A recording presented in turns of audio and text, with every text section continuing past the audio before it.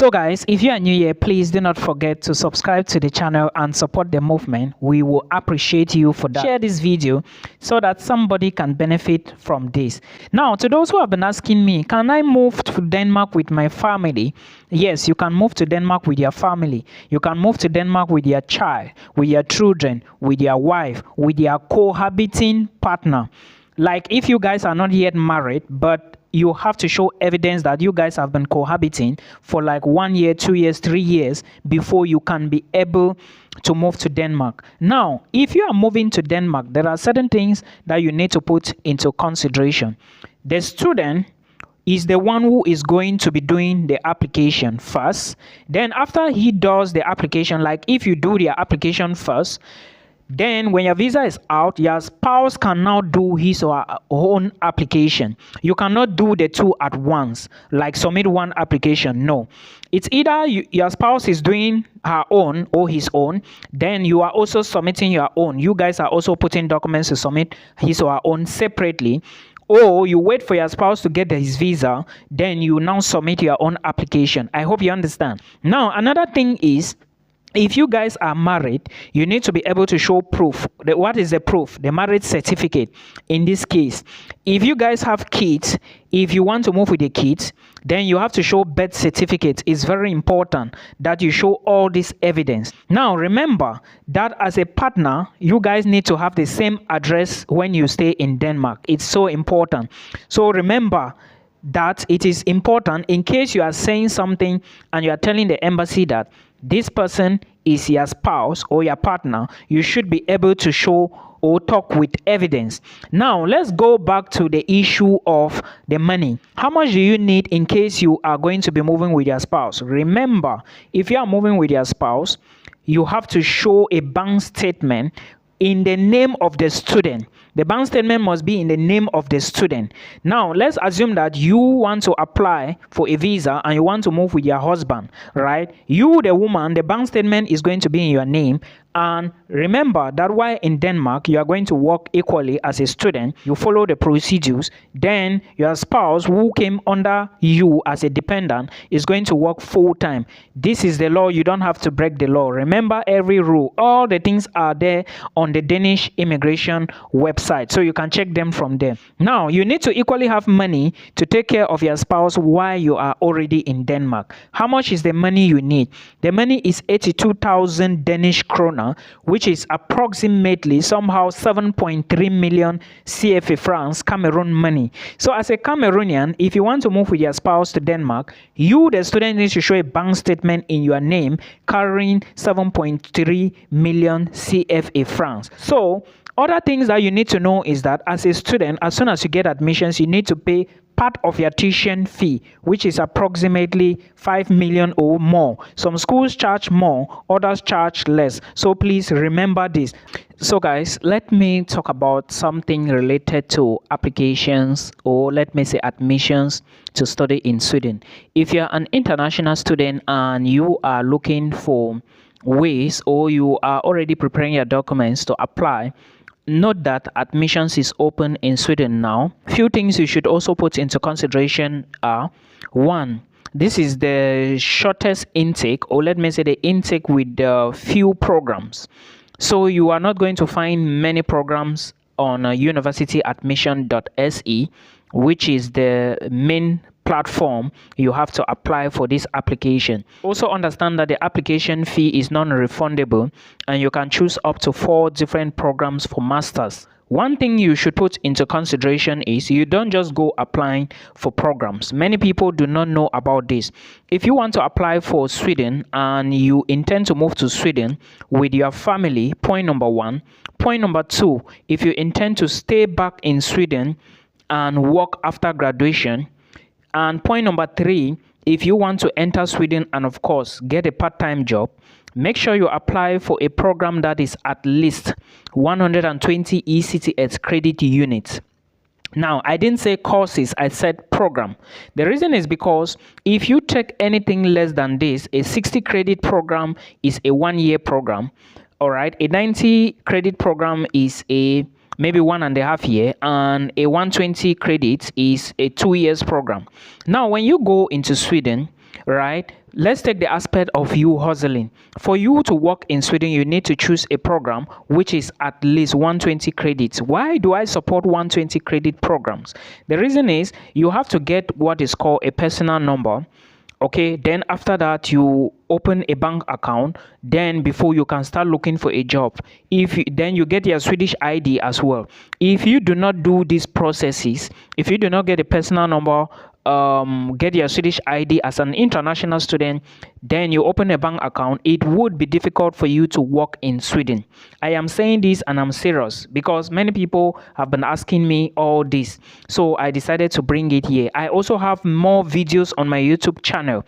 Okay, so watch my YouTube channel, then you watch till the end so that you don't bring questions to me again that I've already discussed in videos. And if you have doubts, you need to speak to me one-on-one, book an appointment. Okay, then I will call you, then we discuss about your issues. If you equally want to migrate and you do not know where you want to go, but you have some money, you don't even know where that money can carry you to, it's equally advisable for you to get help by booking an appointment. You must not book from me. If you think that I'm not the best person, try other people, okay? But make sure you know what you are doing before you start a program. Any projects like this migration stuff. Also understand that migration is becoming very difficult now, so start immediately. As soon as you can, begin the projects. Now I'm going to answer somebody was asking if WAEC and I think WASI is okay to apply. There are two people. I saw these questions inbox.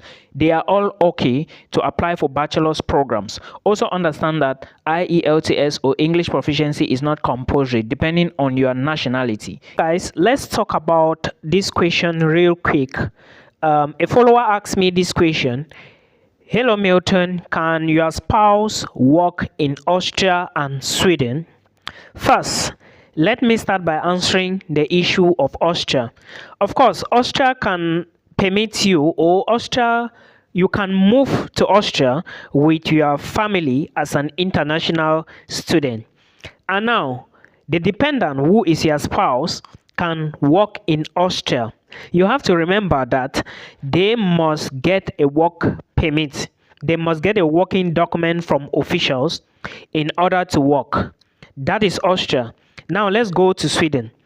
The residence permit you are going to get to study in Sweden, you can use it and your spouse can use it to work as well. In Sweden, you don't really necessarily need like some extra documentation. What basically happened for Sweden is that you as a student, you work part-time. Your spouse, the one who came as a dependent under you, will work full-time. But you have to understand that the pay in Sweden is somehow. In one of my videos, I said that if you have an admission to move to Sweden and you intend to move with your spouse, first, you must pay the first deposit that the school is even asking you before you can be able to apply for the visa. And remember, again, companies cannot sponsor you. Even if companies can sponsor you, there are some particular companies. Check Migration Verkes. That's the Swedish migration agency's website. Also understand that the jobs in Sweden, there are in-demand jobs and there are jobs for students. If you have experience, if you have the qualification, you can do IT jobs, engineering job, nursing, doctors. But if you do not have those qualifications, there are student jobs like restaurant, cleaning jobs, school jobs, and etc., etc. So these are the things you need to know. Now, for the part of the student, remember, your spouse is going to work full-time. So I will advise you, if you intend to move with your spouse and you as the man, you do not have the qualification, your wife have the qualification, let your wife apply for school so that she should be the one to apply for the visa. Why the man can come as the dependent, so the man can work full-time. I'm saying this because, of course, the man is more energetic than the woman, but we know in some marriages it is instead a woman who is more energetic, but the probability is very low. Also understand that you as a student, you need to study so that you can always renew your residence permit, because it is that permit that permits your spouse, who is your wife or husband, who is working full time, to be able to work. So if you do not study hard to meet the ECTS credit unit, you may not get a permit renewal, and in that case it is going to affect your spouse who is working full time. Remember, for your permit to be renewed in Sweden, you need to get at least 30 credits every semester. So you should put all these things into consideration. And also remember, the salary range may not be that much, so don't think that, oh, if I pay the first deposit, will I be able to generate the final deposit in Sweden? It's possible. Let's do this calculation, right? Yeah, because sometimes for you to find a job, you may get a job that will pay you like 22, 23, 24, 25,000 krona. Now, if you pay their first deposit, because it's a huge sum of money, schools in Sweden charge from 3 million plus, which is around, I think the deposit is usually around 70,000 Swedish krona or above, right? Now, if you pay the first deposit, also understand that around December or January, you still need to pay another installment.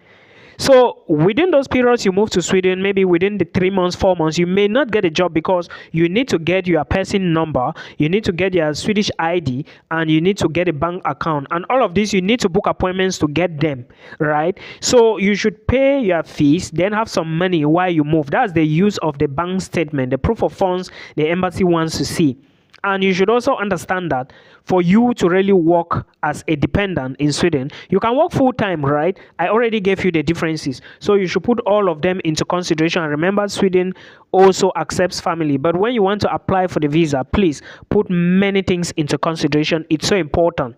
Then I'm going to be talking about those who are asking me questions on Poland in subsequent videos. Now, also understand that migration is becoming difficult. If you really want to move now, move immediately. There is no time to wait.